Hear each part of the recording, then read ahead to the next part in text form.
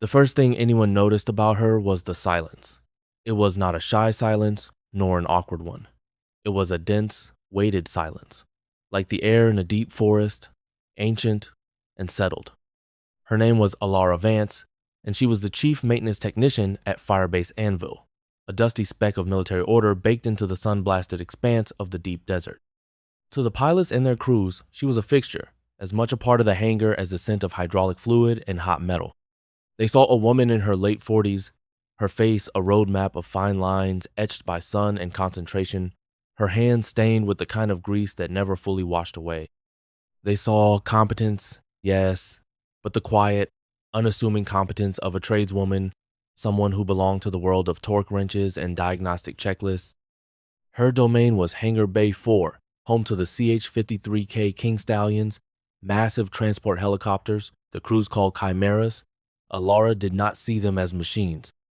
To her, each one was a living entity with a unique spirit, a collection of groans, vibrations, and hums that told a story only she could fully understand. She moved around their colossal frames with a slow, deliberate grace, her touch on a rotor blade or a fuselage panel both diagnostic and affectionate. The younger mechanics watched her, baffled by the way she could diagnose a subtle flaw in a turbine assembly by sound alone, or predict a hydraulic leak days before it registered on any sensor. She was a legend in the world of maintenance, but that world was small, contained by the hangar's corrugated metal walls. Outside those walls, she was largely invisible. This fragile piece was disturbed by the arrival of the 7th Quick Reaction Force, a new unit of young, ambitious infantry soldiers led by Lieutenant Marcus Reyes. Reyes was the Academy's golden boy, his uniform crisp, his posture ramrod straight, his mind filled with theory and tactical doctrine. He saw Firebase Anvil not as a home, but as a stepping stone, and he viewed its established personnel with the thinly veiled condescension of a man who believed he was destined for greater things. He was all sharp angles and loud pronouncements, a stark contrast to Alara's rounded silence. He first encountered her on his second day. He was striding through Hangar 4 with his platoon sergeant, a grizzled veteran named Master Sergeant Cole, outlining his aggressive training schedule. Alara was kneeling by the landing gear of Chimera 2, her ear pressed against the strut, listening. Reyes stopped, an amused smirk touching his lips. "What's she doing?" he asked Cole, his voice loud enough for half the hangar to hear. "Whispering sweet nothings to it."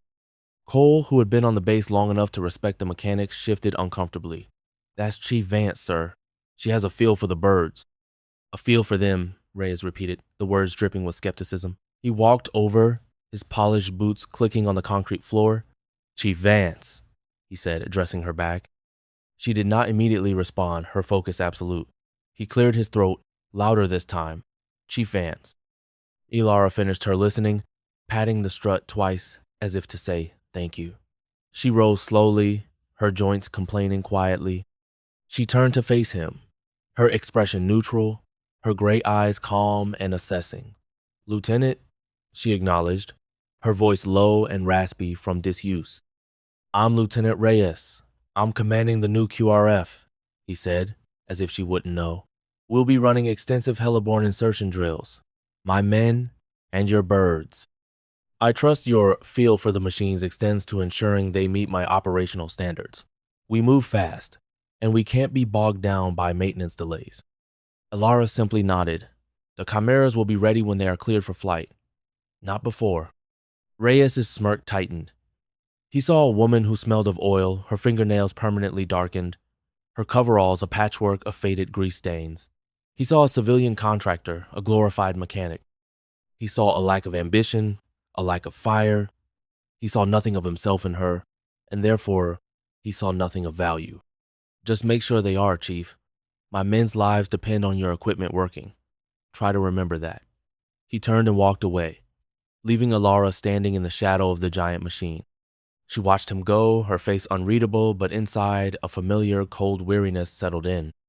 It was the old arrogance, the same institutional blindness she had witnessed 100 times before in 100 other places. It was the one flaw in the system that no amount of maintenance could ever fix. The next week was a clash of cultures. Reyes' team filled the base with the staccato sounds of dry fire drills and shouted commands. There were a surge of kinetic energy, and Hangar 4 became their unofficial staging ground. Alara and her team worked around them, a quiet island in a sea of noise. She observed Reyes' unit as she worked, her eyes catching details others missed. She saw the way the younger soldiers fumbled with their new equipment, the slight hesitation in their movements, the gap between the Academy's clean theory and the messy reality of application. The unit had been issued a new sidearm and holster system, the SRT-9 pistol with a level 3 retention holster. It was cutting edge, designed for rapid deployment and security. But Ilara noticed something. The holster's release mechanism required a very specific sequence of movements of thumb brake and a downward press that was counterintuitive under stress. She had seen similar designs in her past, designs that had been quietly recalled after field tests revealed a fatal flaw. Under pressure, a soldier's gross motor skills took over. They would yank, not press. The holster would hold the weapon fast, or worse, the angle of the struggle could cant the muzzle into the soldier's own leg. She saw it happen with a young private, a kid named Chen, who couldn't have been more than 19. He was earnest and tried hard, but in a timed drill, he repeatedly snagged his draw. Reyes berated him publicly. "Chen, are you trying to dance with it or draw it? It's a simple mechanism. My grandmother could figure it out." The other soldiers laughed, a nervous, hollow sound. Chen's face burned with shame. Alara felt a cold knot tighten in her stomach. That night, she stayed late, long after the hangar lights had been dimmed. She pulled up the schematics for the SRT-9 holster on her terminal. She cross-referenced it with a database she was not supposed to have access to, a ghost of a system from a past life. The memories were encrypted, but her fingers remembered the pathways. A file appeared, heavily redacted. Project Nightingale. A field test report on a prototype holster with an almost identical release system. The conclusion was stark. Unsuitable for combat operations. High risk of weapon entanglement and/or negligent discharge under duress. The project had been scrapped. Yet here was its ghost, resurrected by a different contractor, sold to a new generation of soldiers. Bureaucracy, she knew, was a flat circle.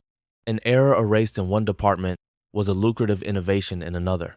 The next morning, she did what the system required. She filed a formal maintenance advisory note, citing a potential safety concern with personnel equipment affecting air mobile operations. She kept the language neutral, technical. The SRT-9 holster's retention system may present a user familiarization challenge under simulated combat stress, potentially delaying tactical response times during egress from the aircraft. It was routed to a clerk in the base operations office who, seeing the note originated from a maintenance chief and concerned equipment outside her direct purview, stamped it, action deferred, jurisdictional conflict, and filed it away. She didn't even read the body of the text. Alara knew she would. She had fed the machine its paper. Now she had to try the people. She found Master Sergeant Cole supervising his men as they cleaned their rifles. She approached quietly, waiting until he acknowledged her. "Master Sergeant," she said. Cole turned, his expression weary. He respected Alara, but he served his lieutenant. "Chief Vance, something I can help you with?" "It's about the new holsters," she said, her voice low. "There's a flaw in the design. Under pressure, the draw isn't clean. It can snag." Cole sighed, rubbing the back of his thick neck. "We've drilled it 100 times, Chief. The lieutenant is confident. It's a matter of training, getting the muscle memory down." "Muscle memory works with you in a sterile environment," Ilara countered, her voice remaining level. "In the dark, on the ramp of a vibrating helicopter, with return fire, it works against you. The instinct is to pull, not to press and rock. The design is fighting instinct." He looked at her, and for a moment, she saw a flicker of doubt in his eyes. He was old enough to know that theory often shattered on contact with reality. But he was also a master sergeant, and his loyalty was to the chain of command, not to the hangar chief. "The lieutenant personally selected that gear, ma'am. He read all the field reports, said it had the highest performance rating. The report's written by the manufacturer," Alara said. It wasn't a question. Cole's face hardened slightly, his loyalty winning the internal battle. "I'll mention your concerns to him, Chief. That's all I can do." She knew it was a polite dismissal. She nodded once. "Thank you, Master Sergeant." She walked away, The weight on her shoulders heavier than before. She had tried the system. She had tried the chain of command. Both had failed. Now there was only one thing left. The arrogance of one man standing between his soldiers and a hard-learned lesson. A lesson she prayed they wouldn't have to learn in blood. The live fire exercise was in 2 days. The clock was ticking, a quiet, rhythmic beat beneath the roar of the turbine she so carefully tended. The day of the live fire drill arrived with a dry, electric heat that promised a punishing afternoon. The air in Hangar 4 was thick with tension. Reyes had his platoon assembled near the main bay doors, conducting a final round of equipment checks and dry fire practice. His voice, sharp and commanding, echoed off the high ceilings. Alara was at her workbench, ostensibly calibrating a torque sensor, but her attention was fixed on the drama unfolding 100 feet away. She could feel the nervous energy of the young soldiers, the brittle confidence of their leader. Chimera 2, her Chimera, sat waiting on the flight line, its engines cold but its presence immense. It was the chariot for this exercise, and she felt a grim maternal protectiveness for both the machine and the boys who were about to board it. Reyes decided to make an example of Private Chen again. Chen, front and center. Let's see the draw. 5 seconds. Go. Chen, his face pale with anxiety, fumbled. His hand went to his pistol, his fingers scrabbling at the holster. He pulled. He twisted. The weapon stayed locked in place. The 5 seconds elapsed in painful silence. Reyes shook his head in disgust. Unbelievable. This is not complicated, Private. It is a piece of plastic. It is not a puzzle from the gods. He unholstered his own weapon with a theatrical flourish, a smooth, practiced motion. See? Application of proper technique. It's about finesse, control, things that seem to be in short supply around here. His gaze swept the hangar and landed on Alara. She was standing still now, the sensor in her hand forgotten. A slow, cold anger, an emotion she hadn't allowed herself to feel in years, began to uncoil in her gut. It was not for the insult to herself, but for the casual cruelty he showed his men, the way he used humiliation as a teaching tool. He saw her watching, and a cruel smile spread across his face. He saw an opportunity. Our chief mechanic here has been expressing concerns, he said, his voice laced with mocking condescension. He started walking toward her, his squad's attention following him. She seems to think that our gear, selected for its superior performance, is too complicated for trained infantrymen. He stopped a few feet from her workbench. He was holding his SRT-9, a blue ring training model, but he held it with the casual disregard of someone who had forgotten it was a proxy for a deadly weapon. Tell me, Chief Vance, what exactly is your background in small arms and tactical gear? Your experience seems to be more with wrenches than with weapons. With all due respect, you're a mechanic. A good one, I'm sure, but you are out of your depth. He laughed. It was a short, sharp, ugly sound. She probably thinks this is a real pistol. He gestured with the training weapon, a lazy flick of his wrist.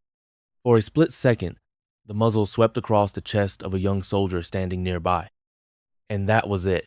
It was the line. The absolute, unforgivable sin. It wasn't about the holster anymore. It was about the sacred rule of muzzle discipline. It was about a leader so consumed by his own ego that he would endanger his own men out of sheer carelessness. The world seemed to slow down for Alara. The loud hangar faded into a dull hum. The cold anger in her gut did not erupt. It compressed, turning into something diamond, hard and perfectly clear. She saw the trajectory of the training pistol. She saw the young soldier flinch. She saw the arrogant smirk on Reyes' face. She saw a dozen ghosts from a dozen forgotten firefights, phantoms of young men who had died because of mistakes far smaller than the one Reyes had just made. She moved. It was not a lunge. It was an unfolding, a change in state from stillness to motion, so fluid it was almost invisible. 3 steps. That's all it took to close the distance. Her left hand came up, not to block the weapon, but to meet his wrist, her fingers finding the exact pressure point where nerve endings clustered. Her thumb pressed down. A jolt of sharp electric pain shot up Reyes' arm. His grip faltered. Simultaneously, her right hand moved in a blur. It did not grab the pistol. It cupped the back of the slide and the grip in a perfect clamp. As his fingers involuntarily loosened from the shock, her hand guided the weapon out of his, rotating it smoothly into her own grasp. Her body had flowed around his, using his forward momentum against him, placing her in a position of total control. Her left foot slid behind his ankle. A gentle, almost imperceptible pressure from her hip sent him stumbling backward, completely off balance. He landed hard on the concrete floor with a grunt of surprise. The entire sequence from her first step to the moment Reyes hit the ground had taken less than 5 seconds. Silence. The only sound was the faint, lingering echo of Reyes's laughter. But now it sounded pathetic, foolish. Alara stood over him, the blue training pistol held in her right hand. Her grip was perfect. Her trigger finger was straight, resting along the frame. The weapon was pointed down at a safe angle. Her breathing was even. Her expression was the same calm, neutral mask it had always been, but her eyes, fixed on Reyes, burned with a cold, ancient fire. The entire platoon of the 7th QRF was frozen, their mouths agape. They had seen their cocksure, untouchable leader disarmed and put on the ground by the quiet, middle-aged hangar chief as if he were a child.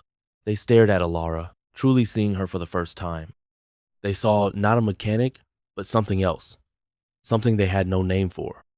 Reyes stared up at her from the floor, his face a kaleidoscope of shock, humiliation, and dawning disbelief. He couldn't process it, the speed, the efficiency. It was like being struck by lightning. There was no rage in her movements, no aggression. It was just pure, terrifying competence. It was a language of violence he had only read about in classified manuals, a level of skill he didn't believe actually existed outside of legend. "What? Who are you?" he stammered, the words catching in his throat.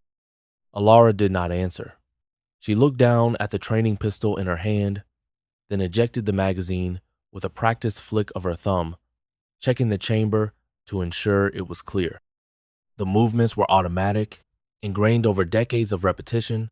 She placed the pistol and the magazine neatly on the edge of her workbench. Then she turned to walk away, back to the calibrated sensor she had abandoned. Her part in this was done. "Halt!" The voice was deep, authoritative, and accustomed to being obeyed. It cut through the stunned silence like a knife. Colonel Bishop, the base commander, stood at the entrance to the hangar bay. He was a tall, lean man with a face like tan leather, his eyes missing nothing. He had been on his way to the flight line to observe the exercise when the unnatural quiet from Hangar 4 had drawn him in. He had witnessed the entire impossible event. He walked slowly toward the scene, his gaze moving from the sprawled lieutenant to the utterly composed woman. He had known Alara Vance for 3 years. She was his best mechanic, dependable, quiet. He had signed her commendation for saving a multi-million-dollar aircraft with an inspired bit of improvised engineering during a sandstorm. He thought he knew her. He was wrong. Reyes scrambled to his feet, his face flushed with a fury born of humiliation. "Colonel, sir, this woman, she assaulted me, in front of my men. I demand." "You'll demand nothing, Lieutenant," Bishop said, his voice dangerously low. He never took his eyes off Alara. "You'll stand there, and you will be silent." The command was laced with steel. Reyes's mouth snapped shut. Bishop stopped in front of Alara. He didn't look at her as a mechanic. He looked at her the way a master craftsman looks at the work of another, recognizing a shared, esoteric knowledge. "The disarm," Bishop said, his voice now a quiet, almost personal query. "The wrist lock, the pivot, the weapon takeaway, that's not something they teach at any standard school. I saw it once. A demonstration in Bahrain almost 20 years ago. It was a member of the asymmetric warfare group." He paused, his eyes searching her face. "Where did you learn that, Chief Vance?" Alara met his gaze. For a long moment, she said nothing. The hangar was so quiet, he could hear the distant whine of a generator. Finally, she gave a small, almost imperceptible shake of her head. It was not a denial. It was a refusal, a quiet declaration that her past was her own. She turned again, intending to retrieve her tools and disappear back into the comfortable anonymity of her work. But just as she did, Master Sergeant Cole, who had been standing frozen with the rest of the platoon, took a hesitant step forward. His eyes were wide. He wasn't looking at Alara's face. He was looking at her wrist. When she had moved, the cuff of her coverall had ridden up an inch, revealing a small, faded tattoo that was almost always hidden. It was a simple design, a stylized black raven in flight, no bigger than a thumbnail. "Sir," Cole breathed, his voice filled with awe. He pointed a trembling finger. "The tattoo." Bishop's gaze followed. He stared at the small black bird on her skin. His mind, a repository of decades of military briefings, operational histories, and classified reports, began to churn. A raven, a specific call sign, a unit that was more myth than memory, a unit that wasn't supposed to exist anymore, a unit whose members were all listed as killed in action or administrative discharges into deep cover. "Give me her file," Bishop said to his aide who had materialized at his side. "The unredacted one. Level 5 clearance. Authorization code Bishop Omega 734. The aide's eyes widened at the authorization code, a code he had never heard the colonel use. He hurried off, tapping furiously on his tablet. Reyes watched this exchange, a cold dread washing over him, far worse than the sting of his humiliation. He was beginning to understand that he had not just insulted a mechanic. He had blasphemed in a church he didn't even know existed. The aide returned moments later, his face pale. He handed the tablet to the colonel. Bishop read the screen. His expression, unreadable. The file was mostly black blocks of redaction, but a few phrases were left clear, like islands in a dark sea. Unit 734. Spectre. Decommissioned. Specialty. Direct action. Covert recovery. Threat neutralization. Operative call sign Nix. Status. Voluntary separation. Nightfall protocol. Bishop lowered the tablet slowly. Nightfall protocol. The unofficial program for operators who were too valuable to let go, but too damaged by their work to continue. They were given new, quiet lives, their skills buried, their pasts erased. They were hidden in plain sight, ghosts in the machine.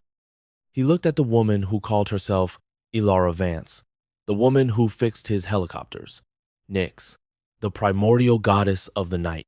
He finally understood the silence that surrounded her. It was not emptiness. It was a shroud. He looked over at Lieutenant Reyes, whose face had gone completely white. He saw the platoon, who were now staring at Elara with a mixture of fear and profound reverence.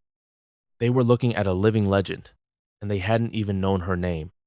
"Lieutenant Reyes," Bishop said, his voice like cracking ice, "you will take your platoon to the firing range. You will hand in every SRT-9 holster your unit possesses. You will then be issued standard level 1 holsters. Your live fire certification is hereby revoked, pending a full review of your leadership competence and tactical judgment. Is that clear?" "Sir." "Yes, sir," Reyes whispered, his voice barely audible. He couldn't look at Elara. He couldn't even look at his own men. "Master Sergeant Cole," Bishop continued, "see to it." "Yes, Colonel," Cole said, his eyes still fixed on Elara. Bishop turned back to the woman who was not Elara Vance. "My apologies, Chief," he said, the words quiet and heavy with respect, "for the disturbance."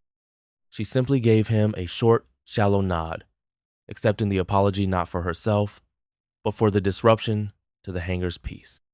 She turned, picked up the torque sensor from her workbench, and walked toward Chimera 2, her footsteps steady on the concrete.